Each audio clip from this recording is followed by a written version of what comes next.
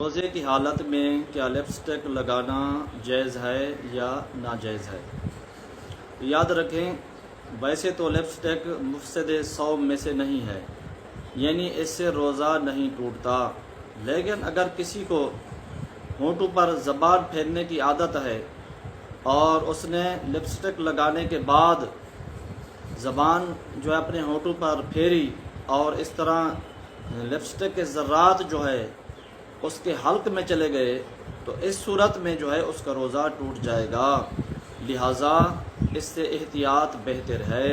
عام طور پر اگر لپسٹک انسان لگاتا ہے، اس کے پیٹ میں اس کے ذرات نہیں جاتے تو روزے کی حالت میں بھی لگا سکتا ہے، لیکن عام طور پر انسان کو عادت ہوتی ہے